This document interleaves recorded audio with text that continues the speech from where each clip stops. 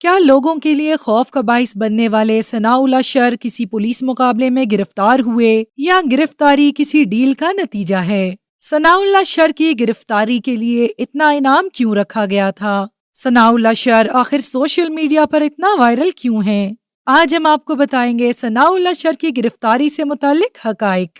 گوٹکی police کے مطابق انہوں نے ثناءاللہ شر کو ایک پولیس مقابلے کے بعد گرفتار کر لیا ہے، لیکن یہ پولیس مقابلہ ایک انوکھا اور منفرد قسم کا مقابلہ ہے، کیونکہ اس کے اندر ہمیں کسی جانب سے کوئی بھی نقصان کی اطلاع نہیں ملی۔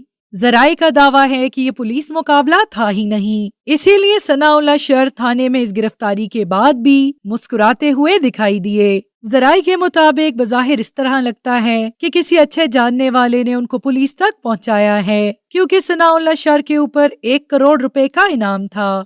اب یہ انعام کو کھانے کا طریقہ ہے یا کچھ اور سازش، اس کا فیصلہ تو آنے والا وقت ہی کرے گا، لیکن اس وقت خبر تو یہ ہے کہ لوگوں کے حقوق کے رکھوالا کہلانے والا ثناءاللہ شر، جو کہ حقیقت میں لوگوں کے لیے خوف کی علامت ہے، وہ گرفتار ہو چکا ہے۔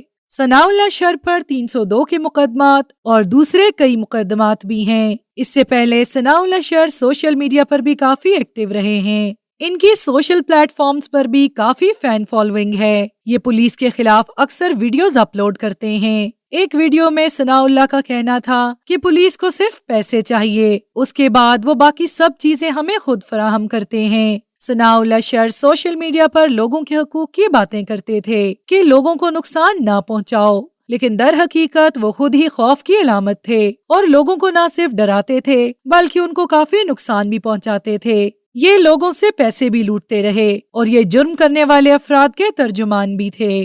ایس ایس پی کے مطابق پولیس نے اطلاع ملنے کے بعد کارروائی کی تھی۔ یہ لوگ جرم کرنے کے لیے اپنے ساتھیوں کے ہمراہ آ رہے تھے کہ پولیس نے فوراً کارروائی کی اور ایک پولیس مقابلہ ہوا۔ پولیس نے مقابلے کے دوران بدنام زمانہ ثناءاللہ شر کو بالکل صحیح سلامت گرفتار کر لیا۔ ایس ایس پی کے مطابق ملزم سوشل میڈیا پر کافی ایکٹیو تھا اور لوگوں کو پولیس کے خلاف بھڑکاتا تھا اور ان کے اچھے کاموں پہ بھی غلط باتیں کرتا تھا۔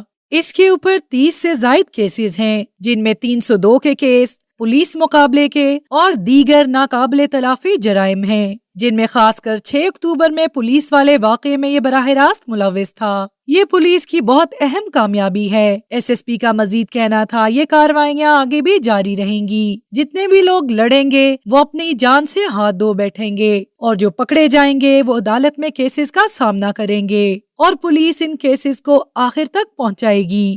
لیکن عوام کا ابھی بھی کہنا ہے کہ یہ پولیس مقابلہ کم اور یہ کوئی ڈرامہ زیادہ لگتا ہے۔